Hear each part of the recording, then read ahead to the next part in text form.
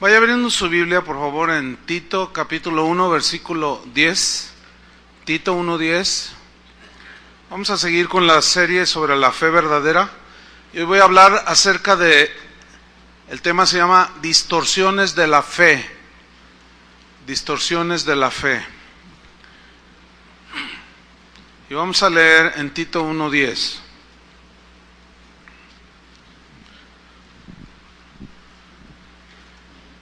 ¿Ya lo tiene? Bien, me sigue ahí. Dice así: porque hay aún muchos contumaces, habladores de vanidades y engañadores, mayormente los de la circuncisión, a los cuales es preciso tapar la boca, que trastornan casas enteras, enseñando por ganancia deshonesta lo que no conviene. Uno de ellos, su propio profeta, dijo: los cretenses, siempre mentirosos, malas bestias, glotones ociosos. Este testimonio es verdadero. Por tanto, repréndelos duramente para que sean sanos en la fe, no atendiendo a fábulas judaicas ni a mandamientos de hombres que se apartan de la verdad. En estos versículos vemos la exhortación que Pablo le estaba haciendo a Tito, que estaba pastoreando una iglesia, y le advierte de hombres que hablaban un montón de cosas que no tenían que ver nada con la fe cristiana, aunque estaban dentro de la iglesia cristiana. Y Pablo, advirtiendo de este peligro, sabedor de que es más fácil creer la mentira que la verdad, Pablo le da una instrucción a Tito y le dice en el versículo 13, repréndelos duramente. Suena duro, ¿no? Pero significa con firmeza. Repréndelos duramente con firmeza, para el propósito de la reprensión era para que sean sanos en la fe. Sanos en la fe. Qué importante es que un cristiano, alguien que dice que se dice seguidor de Jesús, qué importante es que tenga una fe sana, según este versículo. Así como en lo natural, nuestra alimentación, si es buena, nuestro cuerpo va a crecer y se va a desarrollar y vamos a estar sanos, físicamente hablando. Espiritualmente hay una analogía también. Doctrina mala, fe defectuosa. Doctrina mala, fe distorsionada. ¿Me explico? Y la manera en que se distorsiona la fe en muchos creyentes está en el versículo 14. Dice, no atendiendo a fábulas que algunos judíos estaban difundiendo dentro de la iglesia, ni a mandamientos de hombres que se apartan de la verdad del evangelio. Bueno, esta encomienda de Pablo al pastor Tito es muy actual. Dios sigue advirtiéndonos acerca de hombres que hablan un montón de cosas que pueden perjudicar y dañar la fe de los cristianos. Y el Espíritu Santo está con esta encomienda el día de hoy, diciendo de no ser flexibles en cuanto a la fe, sino inflexibles en cuanto al guardar la fe. Pablo, cuando estaba a punto de morir, dijo, he terminado la carrera, he guardado la fe. Él defendió las verdades del evangelio como la fuente de su fe. Qué importante es eso. El cristianismo bíblico, subrayo el cristianismo bíblico, porque ahorita, el día de hoy, hay conceptos del cristianismo bien nada que ver. Pero el cristianismo bíblico hace afirmaciones muy claras, muy concretas, muy concisas. Por ejemplo, dice que la salvación viene por la fe en la persona y en la obra de Cristo. ¿Están de acuerdo con eso? Es contundente ahí. Es una verdad fundamental de las Escrituras. Las doctrinas esenciales del cristianismo no pueden ser modificadas, No pueden ser enmendadas como son enmendadas las constituciones en los distintos países. Vamos a enmendar el artículo 123 para que va evolucionando la sociedad. No, la palabra de Dios no es así. La palabra de Dios es eterna. Es sí y amén. No se puede reinterpretar, no se puede modificar, no se puede hacer correcciones a lo que Dios ya decidió que quedara escrito. Jesús aseveró: el cielo y la tierra pasarán de vigencia, pero mi palabra no pasará. Esa seguirá y es vigente, fue vigente antaño, es vigente el día de hoy. La mayoría de las religiones fundamentan su validez en las experiencias que tengan los adeptos a cierta religión. Ay, sentí esto, ay, sentí acá, ay, vi esto.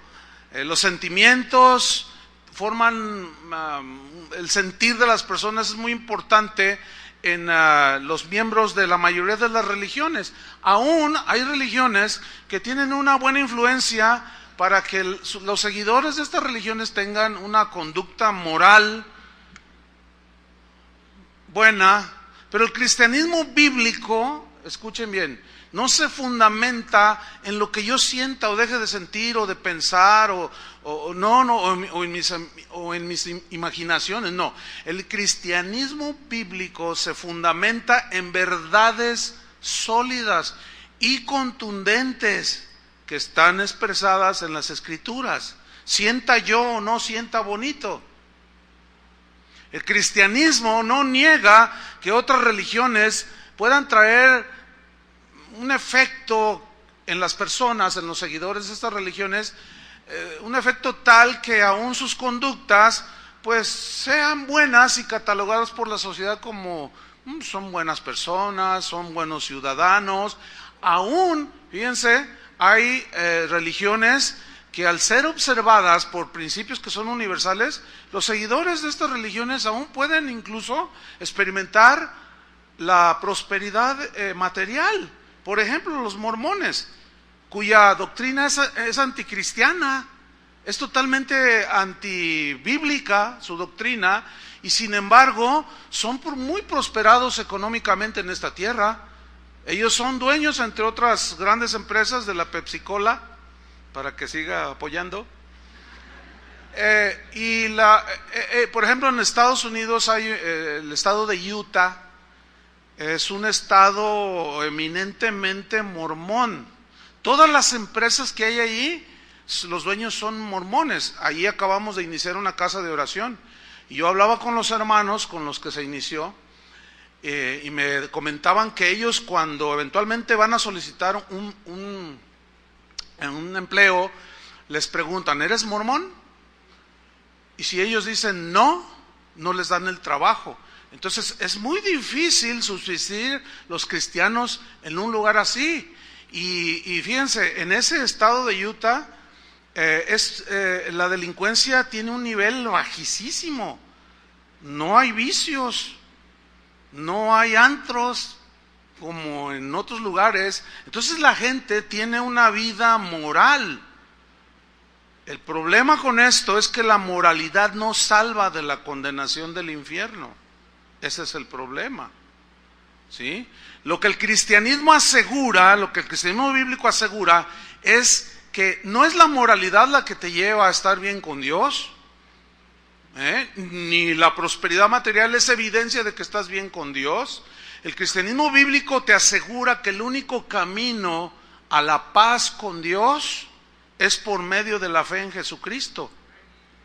Y una vez que nos entregamos al Señor, Él lava nuestros pecados con su sangre, nosotros seguimos los cristianos las enseñanzas de Jesús. Justificados pues por la fe, tenemos ¿qué? Paz para con Dios. Es la única manera, por medio de su Hijo Jesucristo. Ahora bien, en la vida cristiana, los cristianos, pues los sentimientos ahí están. A veces sentimos la presencia de Dios, ¿verdad que sí? Pero a veces no la sentimos, eso es subjetivo. Eso no es un mensaje central en la Biblia, que sintamos o no la presencia de Dios. Si la sentimos, pues qué bueno, y si no la sentimos no pasa nada. El justo por la fe vivirá. Hay cambios en las vidas de muchos cristianos que son lavados en la sangre de Cristo, pero escúcheme bien, el sentir y el que Dios me dio mucha felicidad en esta tierra o aún prosperó mi negocio, ese, hermanos, no es el mensaje central del cristianismo bíblico. No. Muchos comparten su testimonio de cómo Jesús cambió sus vidas. Bueno, esto está bien, esto es importante, esto es real. ¿A cuántos ha cambiado el Señor sus vidas? Pero déjeme decirle una cosa, no es el mensaje central ni el objetivo del cristianismo el hecho de decir, ya soy cristiano y ya soy feliz. Hay una manera errónea, muy errónea de predicar el evangelio. Si tú te entregas a Cristo vas a ser muy feliz. Eso, mis queridos hermanos, no es un concepto que está en la Biblia. Se los voy a demostrar. ¿Ustedes creen que los primeros cristianos, los mártires que lanzaban al Coliseo romano, eran felices siendo lanzados? ¿Ustedes creen que ellos dicen, ay, qué feliz soy?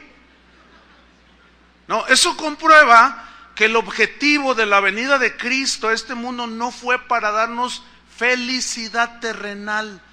Ahora, si tú la tienes aquí, eso es subjetivo, disfrútala. Pero si no la tienes, también es subjetivo. Lo importante es el mensaje central del cristianismo bíblico, que Cristo vino a dar su vida para morir por los pecadores, para salvarnos y librarnos de la condenación eterna. ¿Cuántos dicen así es? Ahora, Cristo cambia las vidas, ha librado y cambiado las vidas de muchos. ¿De cuántos ha cambiado sus vidas? ¿Cuántos han sido librados de las drogas, del alcoholismo, de una vida de maldad, de perversión? Sin embargo, estos no son los propósitos principales de la obra de Jesucristo en la cruz, hacernos sentir felices aquí en la tierra. No. El gran propósito, pues, de la obra de Cristo fue, y de su muerte dolorosa y sangrienta en esa cruz, fue reconciliar a los pecadores con Dios. Si lo demás se da, repito, si tú te sientes feliz, bueno, disfrútalo. Si tú tienes bienestar económico y terrenal, material en esta tierra, bueno, disfrútalo y comparte con el que no tiene. Pero esto es subjetivo, hermanos. Ahora bien, el gran logro del cristianismo bíblico es traernos a una reconciliación con Dios el Padre a través de Jesucristo. Y la gran, digamos, revelación del cristianismo bíblico es que ahora cada ser humano que se arrepiente y lava sus pecados en Cristo puede tener una relación personal con Dios, hablar cara a cara con Dios. Eso es algo maravilloso. No, o sea, yo pensé que todos iban a caer desmayados así. Eso es algo maravilloso, poder abrir los ojos en la mañana. Dije en la mañana, porque algunos en la tarde, ¿no? Pero bueno, en la mañana abrir los ojos y decir, Padre, te doy gracias porque tengo vida, gracias por mi esposa, mis hijos, y poder entrar con libertad al trono de la gracia. Eso es algo maravilloso, poder hablar con Dios. La gente que no tiene esta fe, porque no tiene fundamento, dice, ay, si ¿a poco tú hablas con Dios? Dicen. Tú contéstale, sí, yo hablo con Dios y Él me habla. Esta es una gran verdad en las Escrituras. La meta de Cristo, pues, de llegar a la cruz, no era para traernos la felicidad terrenal, sino la paz eterna con aquel que nos amó de tal manera que dio a su Hijo unigénito, para que todo aquel que en Él cree no se pierda, mas tenga vida eterna. Entonces el verdadero cristianismo no puede existir sin un fundamento doctrinal, claro y contundente. No puede existir. El cristianismo actual pone su énfasis en las experiencias místicas. Cuando digo cristianismo actual, me estoy refiriendo a las distintas maneras de concebir el cristianismo el día de hoy, que es una cosa impresionante la variedad de los conceptos que se tiene sobre el cristianismo. Sin embargo, el verdadero cristianismo, la fe del verdadero cristiano está fundamentada en las Escrituras y no tanto en el sentir personal ni en las experiencias. Y como decía hace un momento, el cristianismo actual pone su énfasis precisamente en las experiencias místicas, del tipo que sea, con tal de que sea algo extraordinario y nada común y hasta raro y extraño. Mientras más extraño sea, mejor. Se aceptan todo tipo de doctrinas ajenas a las Escrituras, que puedo mencionar, la lista podría mencionar cientos, ¿sí? Que van desde la risa santa le llaman a alguien que se ríe descontroladamente y interrumpe al predicador. A veces el mismo predicador está risa, y no predica. Se cae al suelo, se revuelga, risa santa, dicen. Hasta cristianos en reuniones vomitando y dicen vómito santo. O sea, en realidad el asunto, uno dice, ¿cómo puede la gente tener fe en eso? Fe distorsionada. Esa no es la fe que enseñan las Escrituras. Ahora, a todo eso hay que añadirle a que muchos predicadores en la actualidad no están predicando el Evangelio. Sus mensajes son carentes de enseñanza, de sustento bíblico, de alimento espiritual. No hay sustento en las Escrituras. Un conocido mío me dijo, Chuy, si tienes tiempo, quiero que escuches este video, míralo y dame tu opinión. La predicación duraba como 30 minutos, pero yo nada más lo escuché 15 minutos. En esos 15 minutos el predicador no hizo una sola referencia a la Biblia, no mencionó ningún versículo, y en toda la enseñanza, después esta persona me dijo, es que en la enseñanza no menciona ningún texto, ninguna alusión siquiera. Eventualmente dijo Dios por ahí el predicador, pero lo que sí me llamó la atención es que al inicio de su mensaje, estaba en su iglesia, él dijo, hoy les voy a dar la clave para el éxito y la felicidad. Pues eso suena bien, ¿no? Y todos, ¡ay, la clave para el éxito y la felicidad! O sea, ¿a quién no le gusta, no? Dice, ¿saben cuál es la raíz de todos los desajustes, problemas que hay en la familia, con tu esposa, con tus hijos, la envidia que sientes, los celos, la agresión que le haces al otro, las maldiciones que le sueltas al otro? ¿Saben cuál es la razón? ¿Saben cuál es el problema del por qué existe todo eso? Por la baja autoestima que tenemos nosotros, de nosotros mismos. Fíjense qué mensaje tan poderoso. Ahora resulta que la raíz de la envidia, de los celos, de la agresión, de la maledicencia, no es el pecado, es la baja autoestima. Con mensajes así, ¿qué se puede esperar?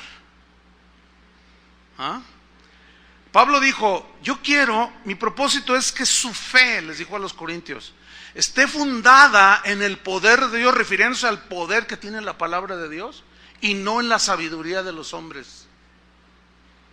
Para que su fe esté fundamentada en lo que Dios es, pero en el Dios que revela la Biblia. Para que su fe esté sana y fundamentado en lo que la Escritura dice, no en lo que tú crees o yo creo que dice la Escritura, sino que en lo que en realidad dice la Biblia. Esa es la fe sana, esa es la fe sólida. En la actualidad se considera la enseñanza de las Escrituras en una iglesia, se considera como algo extraño, como algo que pasó de moda. Hoy le llaman religioso y legalista al cristiano que desea sustentar su fe en las Escrituras. Por ejemplo, tú escuchas algo o alguien te comparte algo y te suena raro y tú le dices, oye, ¿y eso dónde está en la Biblia? Bueno, no está, pero esto lo dijo quién sabe quién. No, pero es que tiene que ser bíblico. Para que nuestra fe sea sana, tiene que estar basado en la Escritura. Ah, no seas religioso, te dicen. No seas exagerado, te dicen otros. No seas legalista, dicen otros. Entonces, hoy resulta que querer ser como los de Berea, que al escuchar un mensaje, como en el mensaje que escucharon de Pablo, iban a las Escrituras para ver si lo que Pablo decía era cierto o no. Ahora resulta que ese espíritu que tenían ellos, esa actitud que la Biblia alaba, que todos deberíamos de tener, ahora es anticuado, es antimoda y es sinónimo de religiosidad y de legalismo. ¿Hasta dónde iremos a parar, hermanos? Ahora, nosotros los cristianos, que decimos que fundamentamos nuestra fe en las Escrituras, sabemos que Dios justifica al pecador que acude a Él por medio de la fe. Sabemos eso, ¿no es cierto? Es decir, la fe verdadera está sustentada en el mensaje verdadero del Evangelio. Ahora, esa fe que tiene sustento sólido en las Escrituras es la que nos lleva a la salvación. ¿Por qué? Porque la fe viene, ¿por qué? Por el oír. ¿Por el oír qué? La palabra de Dios. Entonces, si lo que está diciendo el predicador, si lo que está compartiendo el cristiano de lo que cree, no tiene fundamento en las Escrituras, va a proyectar una distorsión de la fe. Y va a desviar del verdadero centro del mensaje de la Biblia. Las Escrituras enseñan claramente que no es la fe la que nos salva, sino el objeto, en este caso la persona de Cristo en quien ponemos la fe. Es decir, oímos el mensaje acerca de Jesús, de alguien, ese alguien es Jesús, y al oírlo, si creemos, la fe no es la que nos salva, sino el objeto de nuestra fe. ¿Sí lo entienden, no? Eso es una verdad. Entonces, si eso que se oye no es un mensaje fundamentado en las Escrituras, no puede haber salvación, ¿entienden? Ese es el gran problema el día de hoy. Mira, cualquier objeto, cualquier cosa en la que la gente ponga su fe, en cualquier persona inclusive en que la gente ponga su fe y su confianza, que no sea en Jesucristo y en su palabra, con toda seguridad los va a llevar a la condenación, los va a llevar a la desviación, los va a llevar a la frustración, porque se van a dar cuenta al paso de los años que los engañaron. ¿Sí? Por ejemplo, mire, abra su Biblia en Marcos 9:23. Ahí hay una historia muy interesante, Marcos 9:23. La historia trata de un hombre que tenía un hijo que estaba posesionado por un demonio. El demonio le provocaba al muchacho que no podía hablar. Ahora, no todos los que están mudos significa que están endemoniados, no. Esa es una distorsión de una creencia, ¿sí? Pero los demonios sí hacen actividad que dañan en ocasiones las funciones del cuerpo, como en este caso. Entonces Jesús le pregunta qué le pasa al muchacho, y dice, no, es que un demonio, un espíritu viene y lo sacude y echa espumarajos y lo tira en el fuego. Imagínense la tortura de este pobre muchacho. Entonces Jesús le da la esperanza de que si cree, Él lo libera. Y mira lo que le dice en Marcos 9:23. Jesús le dijo, ¿ya lo tiene? Jesús le dijo, si puedes creer, en este caso ser liberado de esta posesión demoníaca. Si puedes creer, dice, al que cree, y creer es fe. Al que cree, ¿qué dice? Todo le es posible. Digan todos, todo le es posible al que cree. ¿Les gusta eso? A mí sí, suena bien, ¿no? Al que cree, todo le es posible.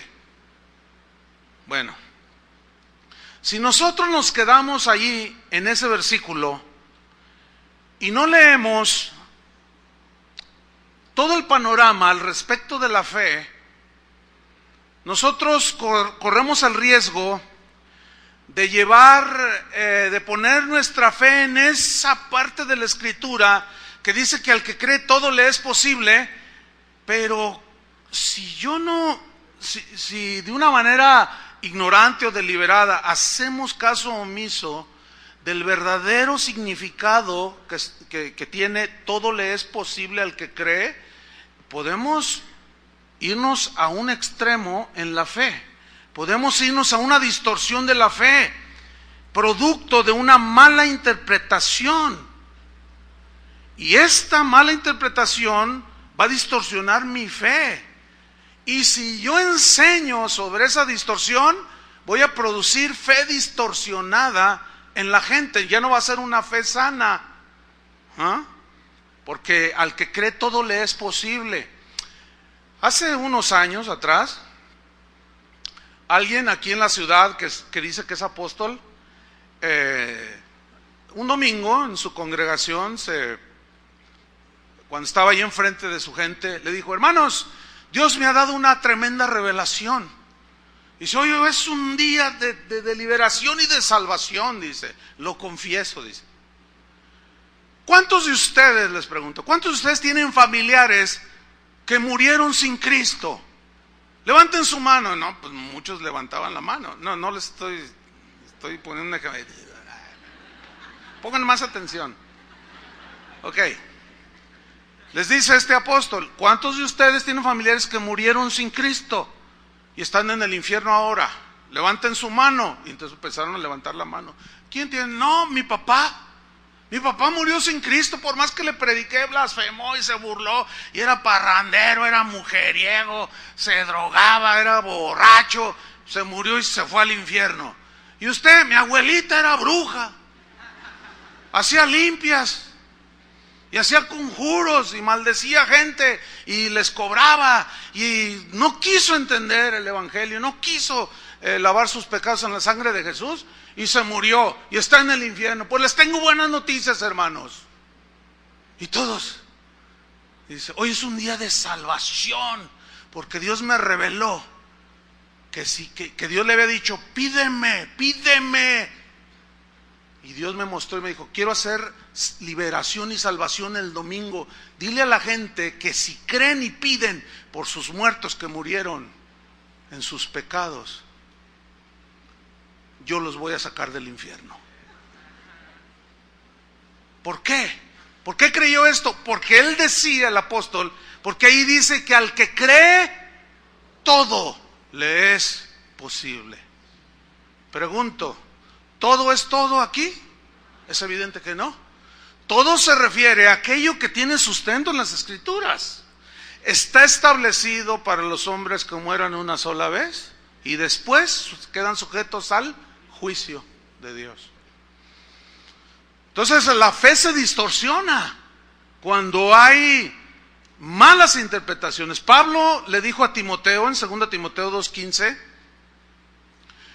le dijo lo siguiente. Timoteo era un joven pastor que estaba aprendiendo las labores del ministerio, no tenía mucha experiencia, necesitaba el consejo sabio, y el Espíritu Santo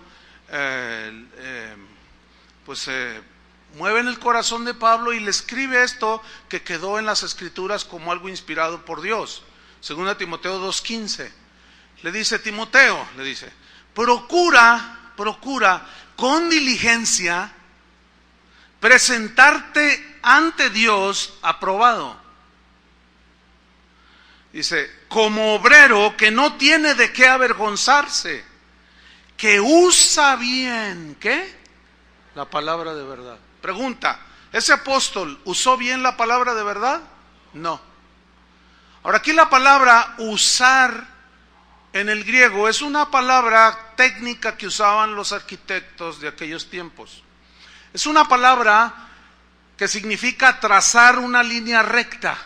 En otras palabras, lo que Pablo le está diciendo a Timoteo es: Timoteo, procura con diligencia presentarte a Dios aprobado como un obrero que no tiene de qué avergonzarse, que traza rectamente la palabra de verdad.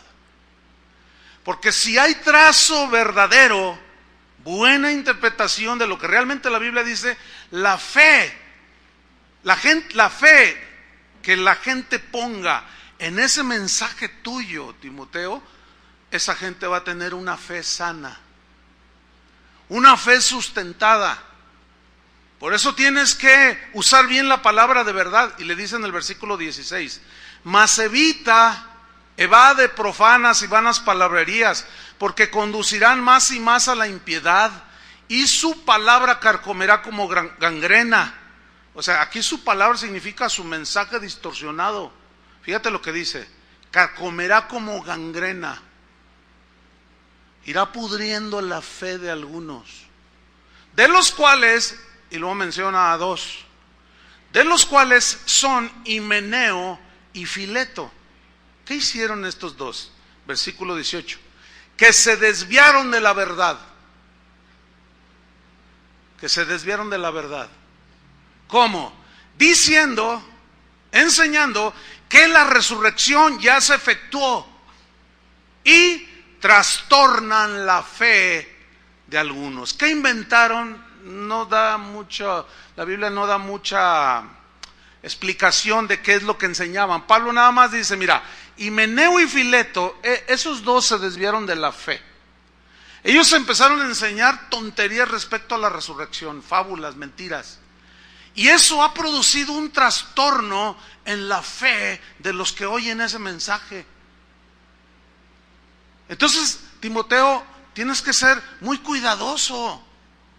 Por eso le dijo a Tito, tienes que reprenderlos duramente, llamar la atención siempre para que sean sanos en la fe.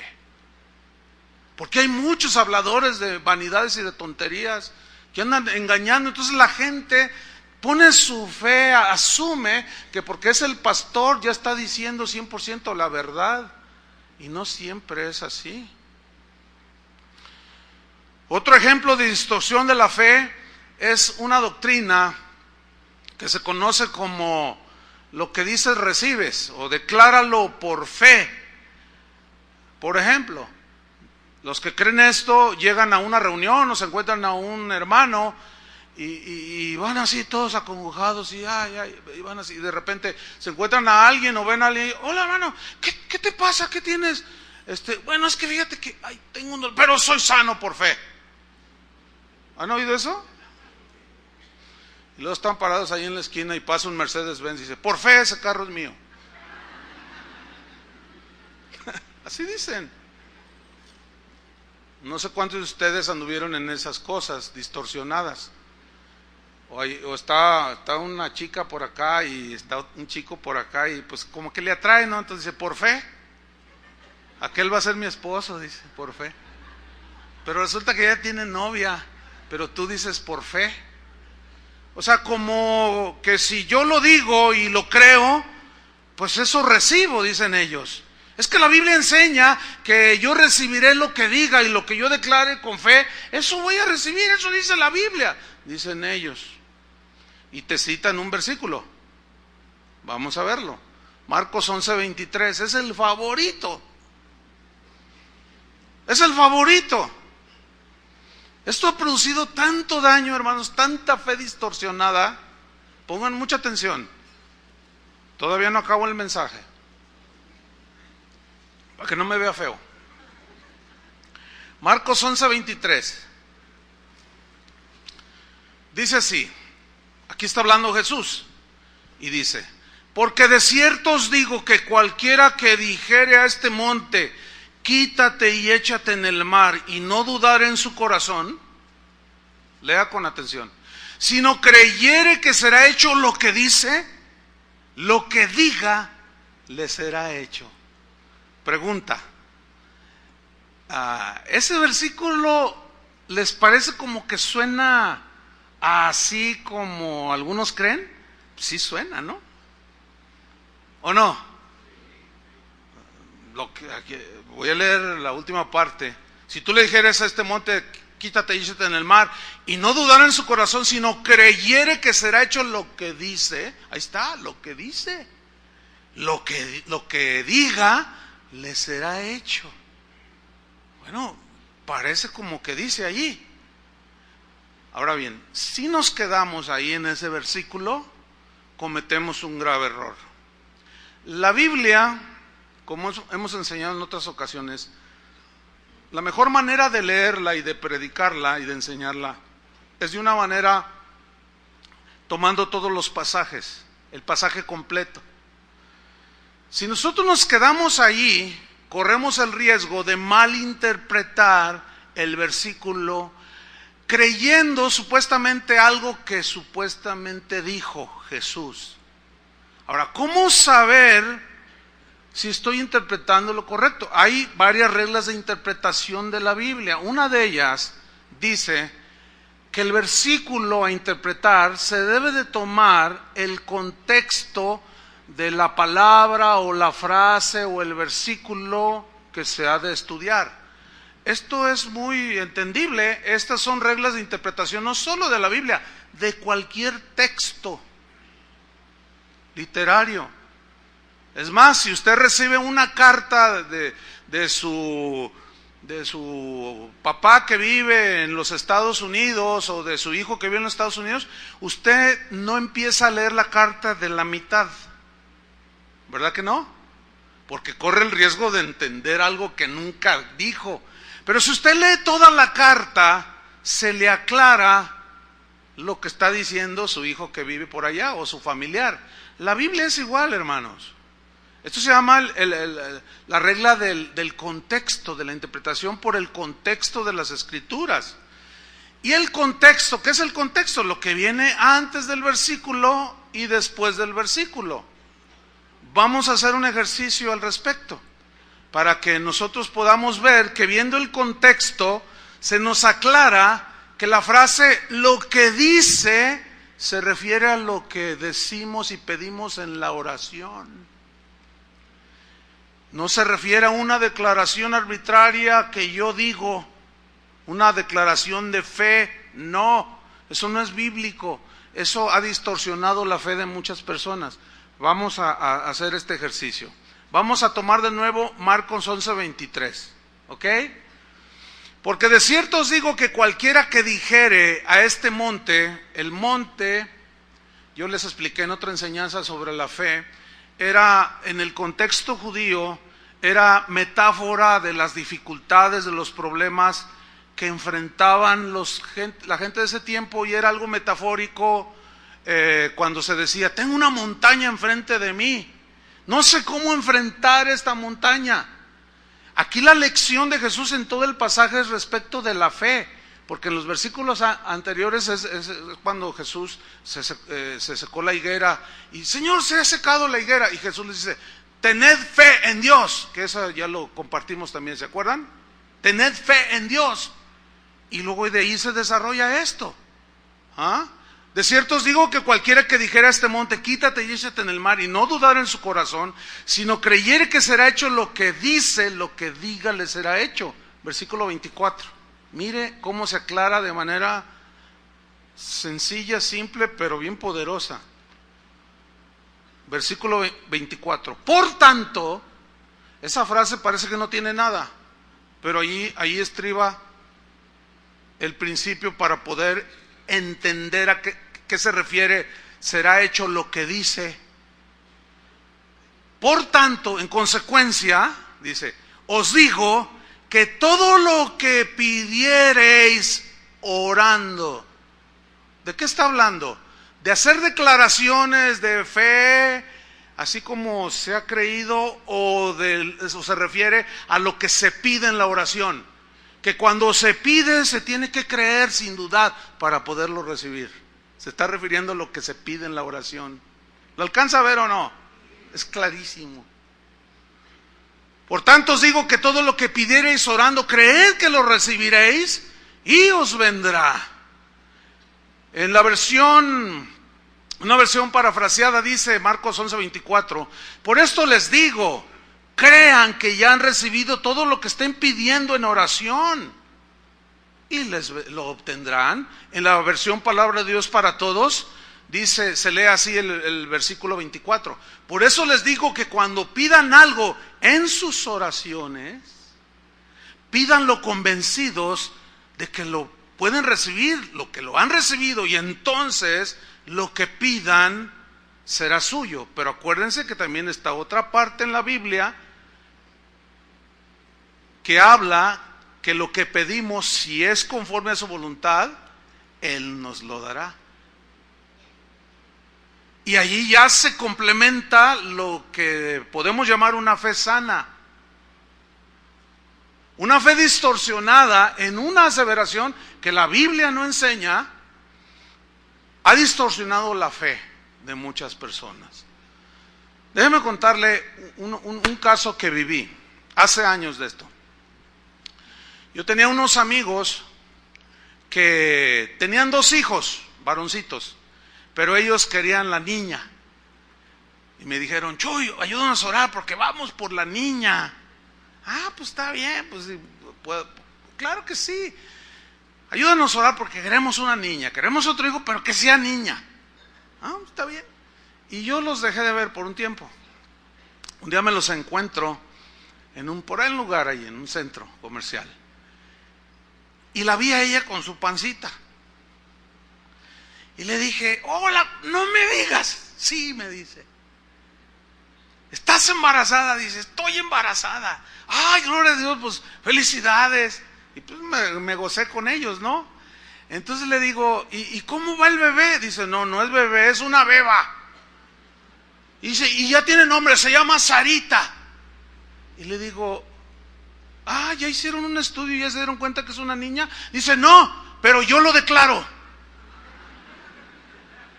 Dice, por fe es una niña y se llama Sarita. Entonces yo dije, andan en este rollo estos hermanos. Entonces yo le dije, oye, mira, pero es que eso de que porque yo lo declaro y lo digo y lo creo y lo confieso, eso anula la soberanía de Dios. Eso anula la voluntad de Dios, porque Dios es el que da la vida. A veces nos concede las peticiones de nuestro corazón, siempre y cuando estén en su voluntad. Pero a veces no nos concede las peticiones del corazón. A veces no nos responde a las oraciones y a los deseos que nosotros tenemos. ¿Están conscientes de eso? Eso es el otro lado de la verdad. Que al no entenderla se distorsiona la fe. Y se asegura que todo lo que tú declares se tiene que hacer, porque lo que dices lo estás diciendo con fe y creyendo, y lo recibo porque ahí dice, Jesús lo dijo, el que diga todo lo que dice creyendo lo recibirá. Y ella es Sarita. Yo seguí tratando de convencerlos de que no estaba, porque esa doctrina agarró mucho auge de 25, 30 años a la fecha, ahorita está metida en 95% de las iglesias, esa distorsión de la fe. No, ellos ya habían agarrado esa distorsión. A alguien estaban escuchando por ahí. Bueno, pasó el tiempo, llegó el momento de dar a luz. Y me avisaron de que ya había dado a luz. Entonces yo fui al hospital, pues, mis amigos y todo. Por cierto, el hospital es el 3 Colonias, que está aquí abajo, por esta misma cuadra con 8 de julio. Ahí estaban ellos. Entonces yo entro al cuarto y lo primero que veo es a él, así, miren.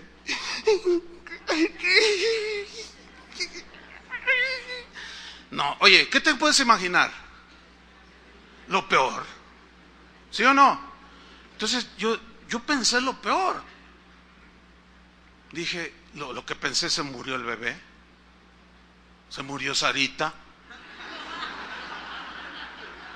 O sea, eso lo pensé yo, se murió el bebé. Entonces miro a la cama donde estaba la esposa, y estaba diciendo una de tonterías. Me fallaste, Dios. Y lloraba y gritaba. Yo decía, entonces, oye, ¿qué pasó? ¿Qué están bien? ¿Qué pasó? Y en eso entra una enfermera con un bebé en brazos. Y entró, ¿verdad? Bien contento. Dice, mire, ya le traigo a su niño, a su bebé. Mire qué lindo niño. Ese no es mi hijo. Mi hija es una niña, se llama Sarita. Ese no es mi hijo. Yo dije, órale. Entonces entendí. Ella siguió diciendo que Dios no había cumplido su promesa, porque ella había declarado y había creído y había dicho que sería Sarita. No fue Sarita, fue un bebé, un niño. Bueno, al fin, claro, pues lo aceptaron, le pusieron Abramcito para que más o menos rimara, porque entre Abramcito y Sarita, pues más o menos ahí queda el asunto, ¿no?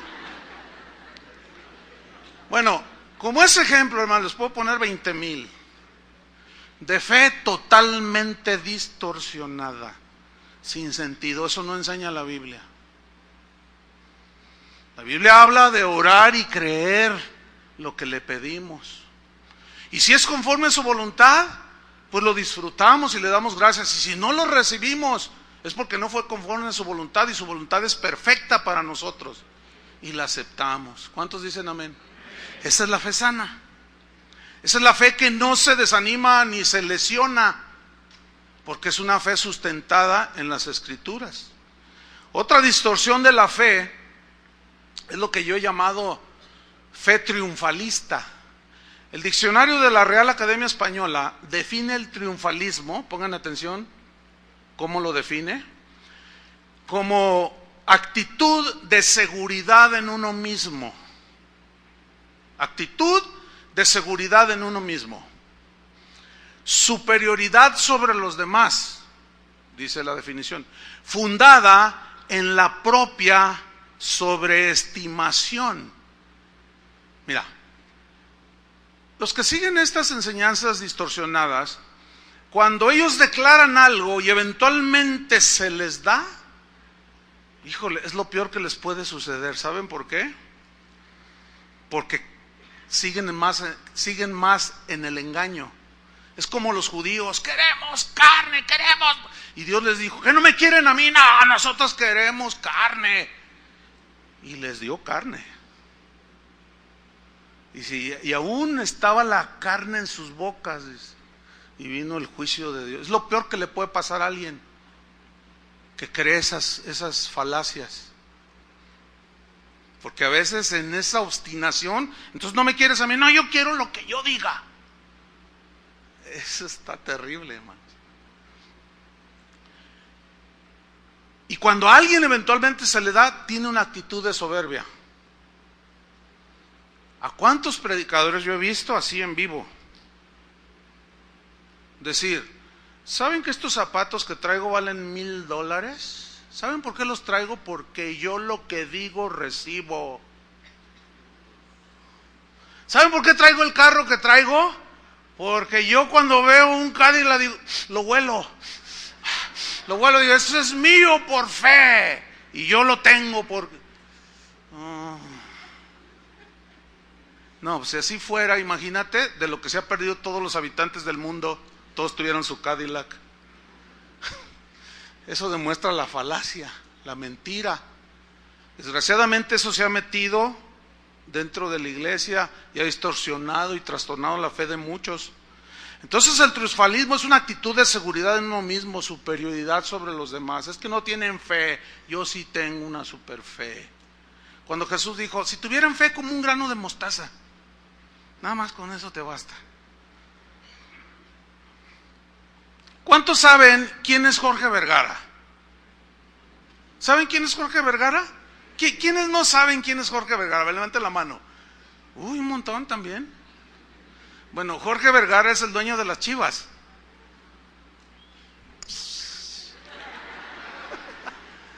Bueno, Jorge Vergara es un hombre seguidor de la metafísica aristotélica. Es un seguidor de la confesión positiva. Es un hombre que dice que tú debes de pensar positivo y hablar positivo para que tú puedas crear tu propia atmósfera de éxito. Entonces, si tú piensas que te va a salir todo bien, te va a salir todo bien. Si tú hablas positivamente, tienes una actitud mental positiva, todo a tu alrededor va a ser positivo y bueno. Y él es propagador incluso de esa filosofía. Fíjense, los del mundo. Ahora, no faltó el predicador que oyó alguno de estos y dijo, oye, eso está bueno, además checa con la Biblia, lo que dices te será hecho. Y dice, no hombre, esto está tremendo. Y luego dicen, el diablo, el mundo nos ha robado lo que nos pertenece. Entonces lo adoptaron y lo metieron a la iglesia. Y ese no. Entonces, ¿qué sucede con este señor? Bueno, este señor, cuando compró a las Chivas, por ahí en el 2003, 2005, no me acuerdo bien, él dijo lo siguiente, dice, las Chivas va a ser en 10 años el mejor equipo del mundo. ¿Por qué se ríen? ¿Dijo o no dijo eso? ¿Dijo o no dijo eso ese señor? Eso es triunfalismo. ¿Entiende? O sea, tenía una fe exagerada. ¿Basada en qué? En su confesión de lo que él decía. Él dijo, mi equipo, las Chivas, va a ser mejor que el Barcelona y que el Real Madrid. Lo que no aclaró es que era el Barcelona de la liga de aquí de Talpita y el Real Madrid de la liga aquí del Cerro del Cuatro. O sea, eso es lo que llamamos un triunfalista. Los políticos son expertos en frases triunfalistas y la gente se las cree. ¿Cuánta gente de ahí, precisamente de estos barrios marginados, tienen 25 años creyéndoles a los políticos que les van a pavimentar? Y no les han pavimentado. Pero les dijeron que si los elegían ellos eran casi los mesías. Y los convencían con frases y promesas que no podían cumplir. Y la gente pone su fe en frases triunfalistas. El mismo señor Vergara dijo en el 2007, cuando Hugo Sánchez, que bueno, sí ha sido el mejor jugador que México ha tenido en el extranjero, hizo historia, lo del César al César, dicen, ¿verdad? Hugo Sánchez tomó el mando de la selección nacional y Vergara sale con sus declaraciones triunfalistas y dijo, ahora sí, con Hugo Sánchez en el timón de la selección nacional seremos campeones del mundo en 2010. Bueno, hubo un montón de gente que dijo amén. Bueno, usted me entiende, ¿no? O sea que, oh sí, no, sí. Y yo recuerdo haber visto en los programas esos deportivos el debate, ¿no? Oye, ¿cómo ves la declaración? Yo creo que sí vamos a ser campeones del mundo. Pues, y estaba uno así, de lengua me como 3 tacos, 10 tacos. Ay, este señor, ¿quién soporta a este hombre? Dice uno de ellos. Y luego otro dice, tú eres bien negativo, por eso nunca vamos a ser campeones. Ahora resulta que para ser campeones tenemos que declararlo, le dice el otro. Ahora imagínate, 20 equipos en el mundial, vamos a poner que son 20, y los 20 declaran que van a ser el campeón.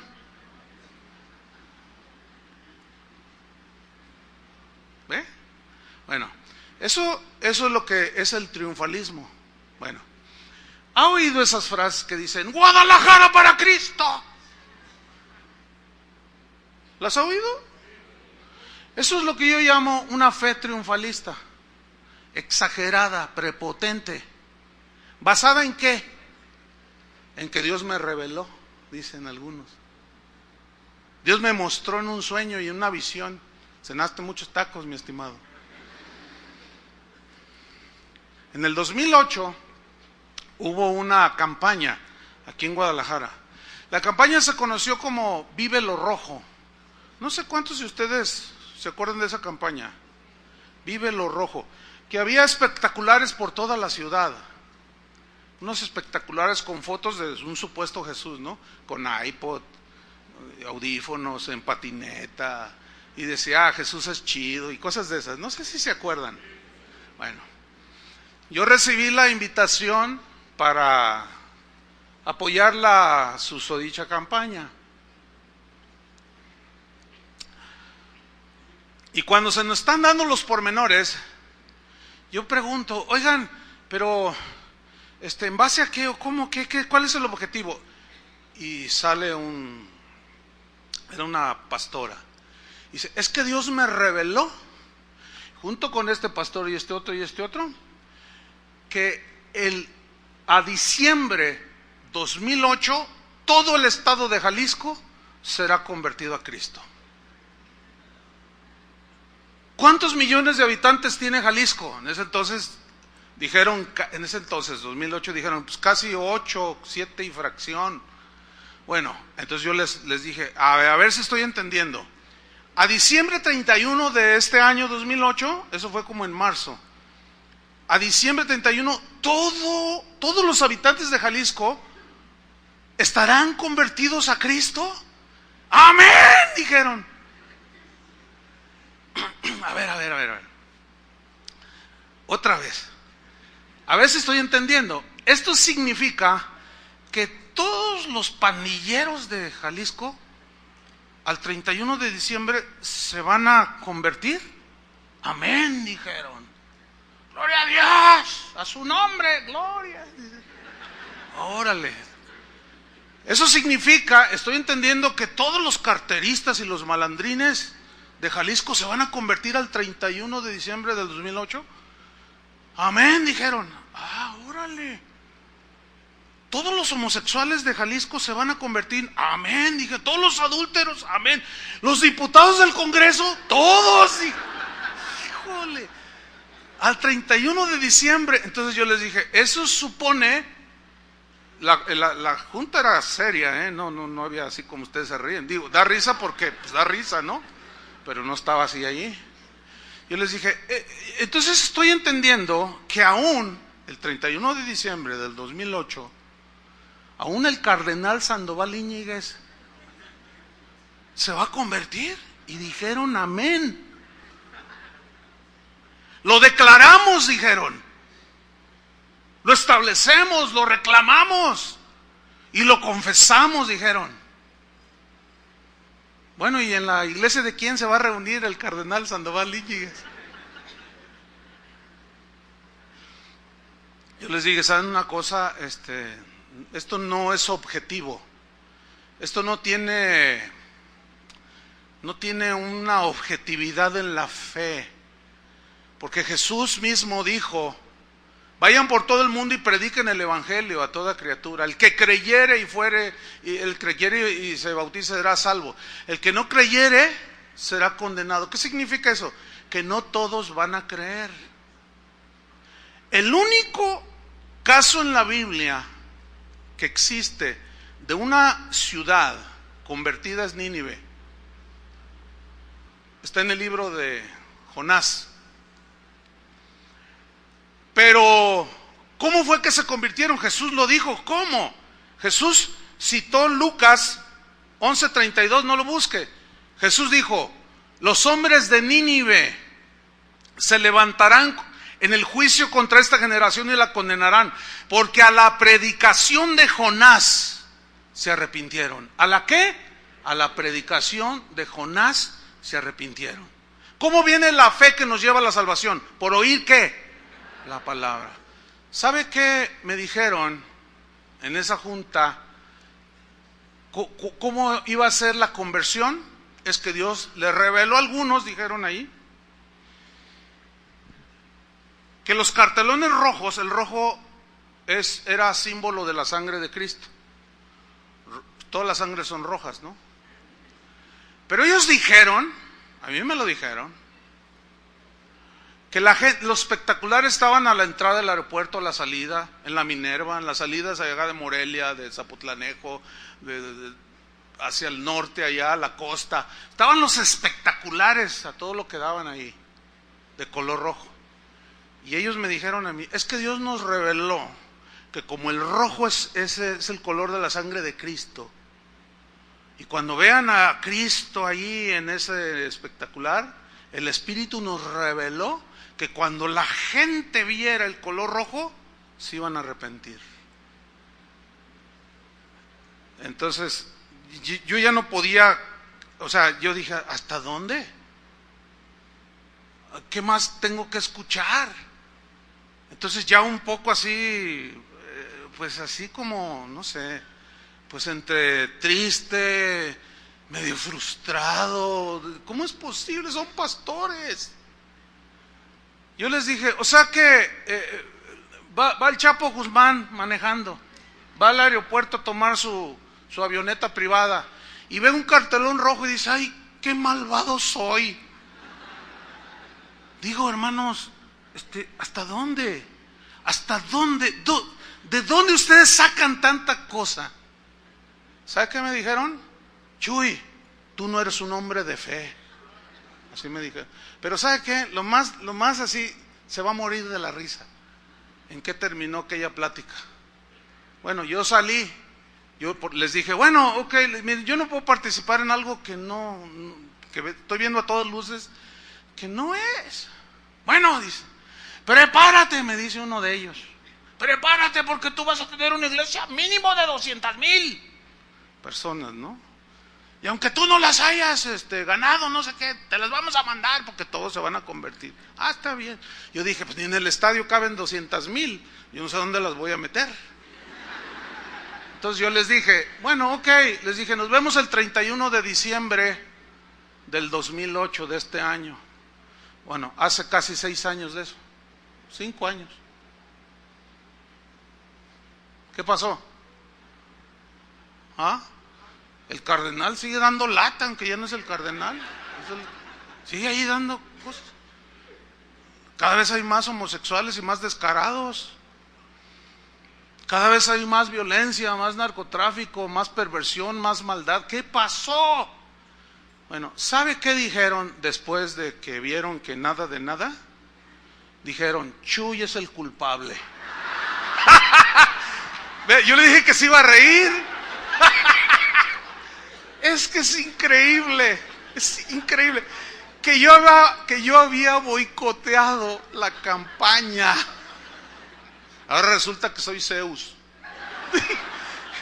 Ahora resulta que soy más poderoso que Dios, porque si Dios les dio la revelación y el Espíritu les habló, entonces ahora resulta que yo soy más poderoso que el Espíritu. Por favor. Mire, me da una tristeza, créamelo, y aunque no me lo crea, pero yo sigo orando por esos pastores. Sigo orando, sigo pidiéndole a Dios que tenga misericordia, que algo haga. Ahora, pregúnteme usted o imagínese qué es toda esa gente que está bajo esos liderazgos. Bueno, todas esas congregaciones se han dividido, no una vez, quién sabe cuántas veces. Entra gente, se va gente, entra gente, se va gente. ¿Todo por qué? Por una fe triunfalista, ¿entienden? Por declaraciones basadas en no sé qué cosas, con objetivos totalmente que agreden las Escrituras, nada que ver. ¿Y qué me dicen de la fe idealista? Así le llamo yo la fe idealista. Bueno, ¿qué es el idealismo? Es una filosofía que dice que la realidad no existe en el mundo físico, sino en la mente. Entonces, como mi mente, por ejemplo, yo he oído todas esas declaraciones, por ejemplo, ¿se acuerda de John Lennon, aquel ex Beatle que murió asesinado por uno de sus fans, precisamente, que compuso una canción que se llamó Imagina? ¿Se acuerdan de eso? Los que son de acá, los de Timbiriche para acá, pues esos no.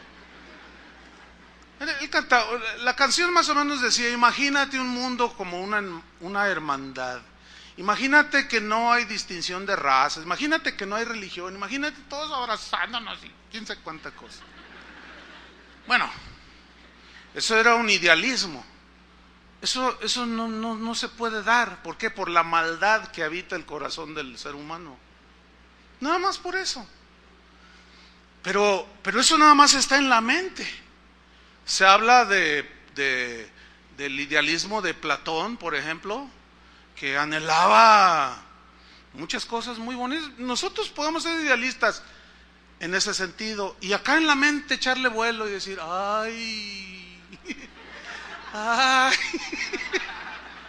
y decir, ay, si mi papá se portara así y mi mamá no le gritara y yo me portara mejor, ay, amor y paz, y nos íbamos todos al zoológico, y nos íbamos todos por, ay, qué bonito sería, y yo poder ver a aquella que hoy me cae gorda y verla, pues darle rienda suelta al idealismo. Entonces la fe idealista no se basa en lo que Dios ya dijo, sino ni en lo que está registrado en las Escrituras. La fe idealista se basa en los pensamientos y en las imaginaciones que cada quien concibe. Por ejemplo, ahí está un cristiano idealista, ¿no? Y dice, ay Dios, qué lindo eres. Y papi, ¿verdad? Papi Dios, dice, ay, tú eres amor, Dios es amor, tu palabra dice que tú eres amor. Entonces empieza a imaginar y lee que Dios es amor. Y luego se para el domingo y les empieza a predicar, ¿saben una cosa, hermano? Dios es amor. Y saben, estoy convencido de que si Dios es amor no va a mandar a nadie al infierno. Y luego se dirige a un matrimonio, ¿tú mandarías, Tony, a tu hijo Tonito? ¿Lo echarías a una hoguera ahí ardiendo? La respuesta humana y lógica es no, porque es su hijo. Dice, así tampoco Dios no mandará a ninguno de sus hijos al infierno. Es cierto, a sus hijos no los va a mandar, sino los que no son sus hijos. A esos sí los va a mandar al infierno. Eso es lo que dice la Biblia, ¿o no? Bueno, mi mente idealista y cristiana, bueno, Dios me cambió el corazón y me lo hizo bueno. Pero esa bondad tiene que estar basada en lo que la Biblia dice, ¿eh? Yo no puedo ser más bueno que Dios, ni pretender ser más justo que Dios. Entonces empiezo a predicar que el infierno no existe, que es una invención para asustar a la gente y que deje las prácticas malas y que no sé qué y que bla bla bla. Y ahí la gente ya empieza y dice, ay, por eso me gusta venir a esta iglesia, porque aquí se habla del amor del Señor. Y a mí no me gustan de esas iglesias donde hablan del juicio y que el diablo se los va a tragar y que no, a mí no me gusta eso, la condenación. Cristo no vino a condenar sino a salvar a los que creyeren. Entonces la gente empieza a desarrollar una fe idealista, ¿ah?, que no está basada en la Biblia. Y así puedo ponerles un montón de ejemplos. Sin duda he escuchado esa enseñanza idealista de que Dios no castiga. Dios no castiga. Y la Biblia dice, ¿qué padre no disciplina, castiga? Trae la traducción antigua. ¿Qué padre no castiga a su hijo para corregirlo? ¿Cuánto más vuestro Padre castiga a sus hijos? Porque Dios al que ama, castiga. Se lee en la versión antigua. Porque Dios al que ama, ¿qué? Castiga, disciplina a todo el que recibe como su hijo. Entonces, ¿castiga o no castiga? Claro que sí. Pero la fe idealista basada en un idealismo que no es en la Biblia, distorsiona los conceptos de la fe. Y hay problemas. La gente no crece con esa fe genuina, fe sana. Por eso Jesús habló de manera muy clara, Pedro habló de manera muy clara, Pablo habló de manera muy clara y nos advirtió Jesús y todos los apóstoles que no escucháramos a esa gente que dice fábulas, que dice tonterías, que enseña cada cosa, ¿sí? Hay un montón de distorsiones en la fe. Ahorita mismo está en la cárcel un pastor allá en el sureste. ¿Por qué? Porque el hijo de una familia tenía una enfermedad que era curable en su momento y él dijo, no lo lleven al médico, porque si lo llevan no tienen fe y están negando al Hijo de Dios. Declaren por fe su sanidad. Y por más que yo declaro, se murió el niño.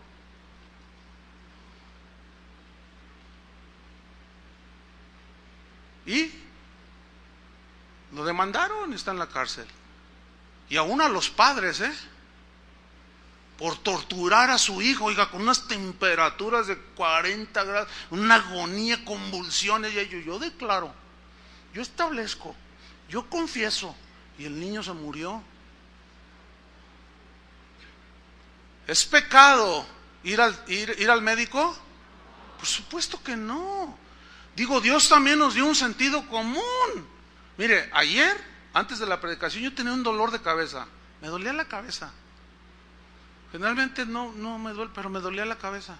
Entonces yo me sentía mal, hasta débil, ¿no? Y dije, Señor, tú puedes sanarme. Y venía a la congregación, desde mi casa me empezó a doler.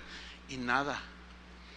Y antes de empezar, Señor, y nada, no, pues que me tomo unas aspirinas. Dios nos ofendió, ¿o sí? Pablo le dio remedios a Timoteo porque padecía del estómago, le dio un remedio casero. Pablo era un hombre de fe. ¿Y por qué le dio un remedio casero? Eso no es negar la fe, hermanos, eso es usar el sentido común que Dios puso también en nosotros para sabernos conducirnos aquí en la vida. Si yo quiero construir una casa y necesito un diseño, no voy con un carnicero, ¿verdad que no? Y, oiga, usted me va a hacer mi casa. No, pues a mí tráigame una vaca y verá que yo se la destazo bien para que haga su asadito. Pero una casa, no, yo declaro por fe que tú me la vas a hacer. Oiga, qué raro suena eso, ¿no?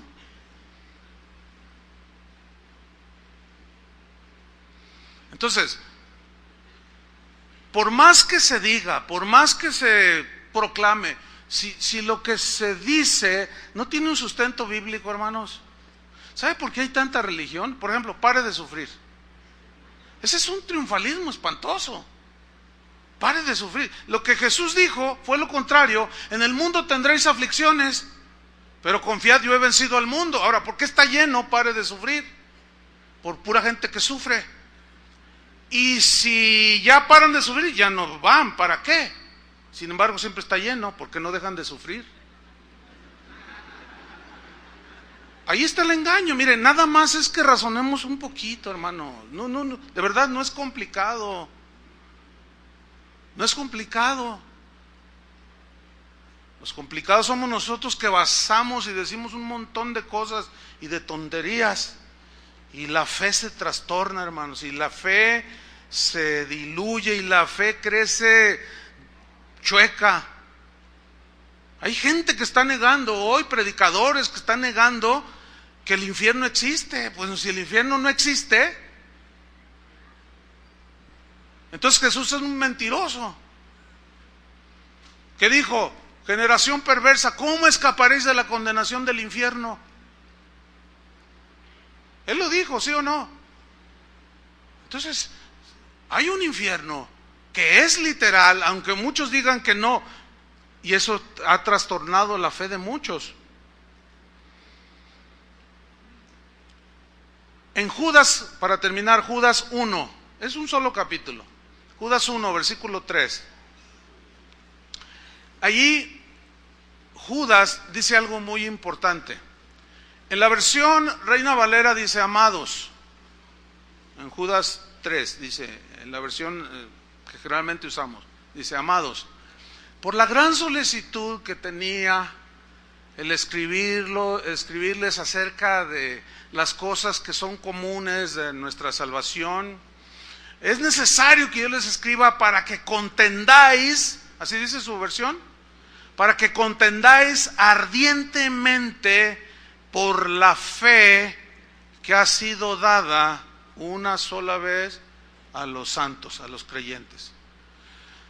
Ahí habla una palabra importante, contender. Pero aquí contender no habla pleitear como en las cruzadas, ¿verdad? Y que yo, a ver, ¿cuántos son musulmanes? ¿Verdad? A ver, los moros, vamos a darles, vamos a cortarles la cabeza porque no creen como nosotros. No.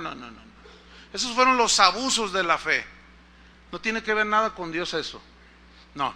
Nosotros no vamos a defender la fe, o no vamos a contender en ese sentido. Aquí contender es defender.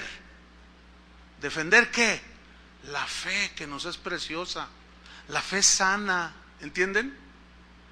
Por eso Pablo le decía a Tito, dice, mira, esos son hombres contumaces y habladores de vanidades.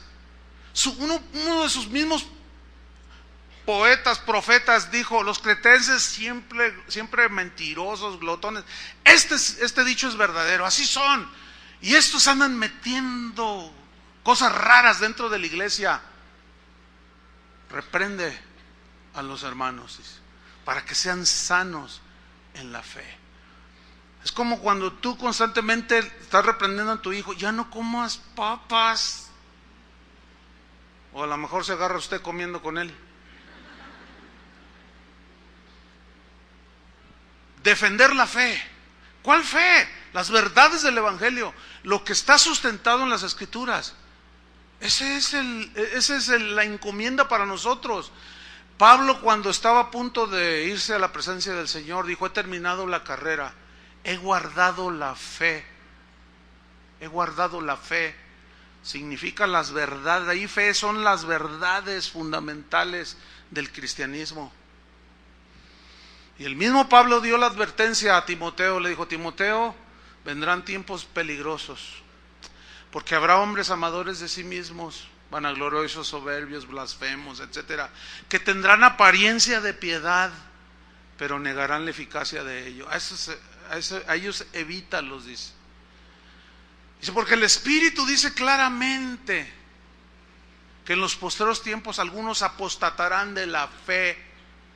¿Qué es apostatar de la fe?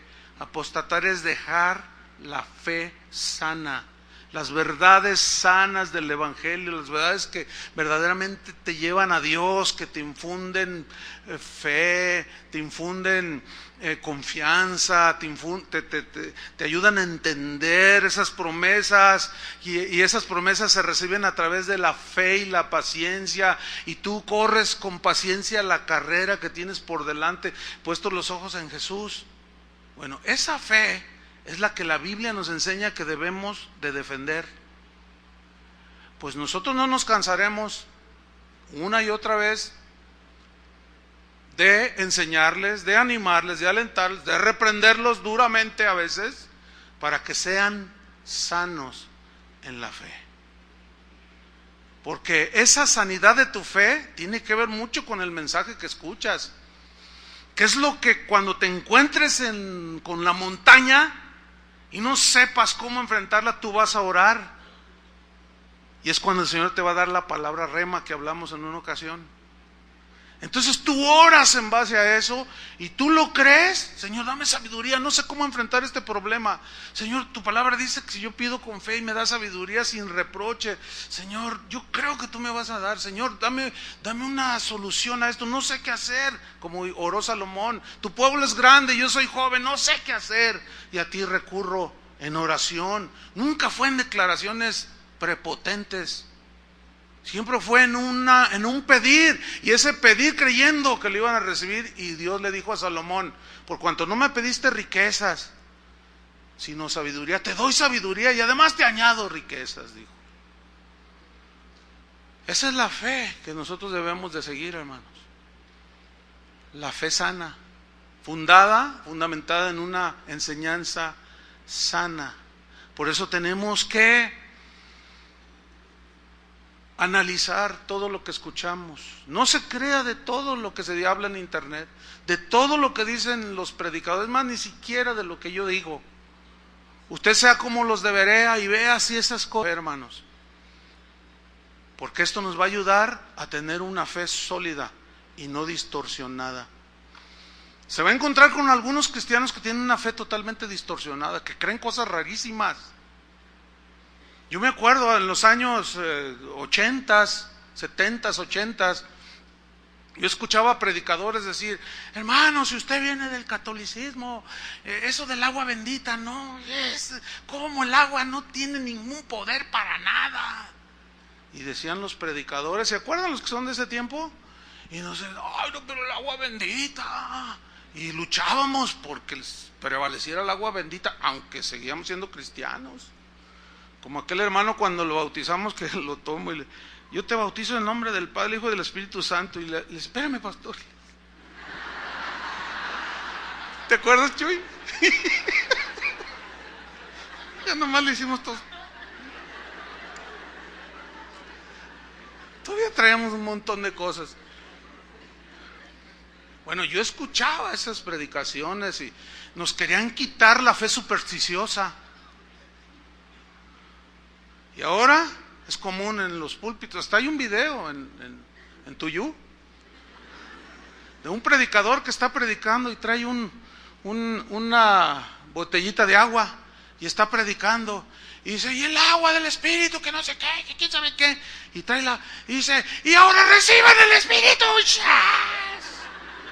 Y todos los que estaban allí, que los muertos cayeron al suelo. Y tú dices, ¿qué es eso? Antes se reprendía el agüita bendita, ahora ya hasta nos la venden. Entonces, como vio que algunos cayeron por el poder del Espíritu, se emocionó el predicador y los demás también estaban yo. ¡Qué mover de avivamiento! ¡Avivamiento! Empezaron a decir, tráeme más botellas de agua, le decía. Ahí se ve. ¿Cuántos han visto este video? Ya hay algunos. Entonces, tráeme más botellas. Entonces, y reciban. Entonces, como eran un montón de botellas y más o menos son caritas, y más si son Bonafón, a uno ungido y dirigido por el Espíritu Santo se le ocurrió ir a conectar una manguera. ¿Han visto? ¿Ya identificaron ese video? Búsquenlo. ¿Cómo se llama el video ese? Para que vean hasta dónde hemos llegado, hermanos. El pastor que usó una manguera para llenarlos del Espíritu, porque el agua es símbolo del Espíritu. Y un iluminado fue y conectó una manguera y se la trae y dice, ¡aleluya!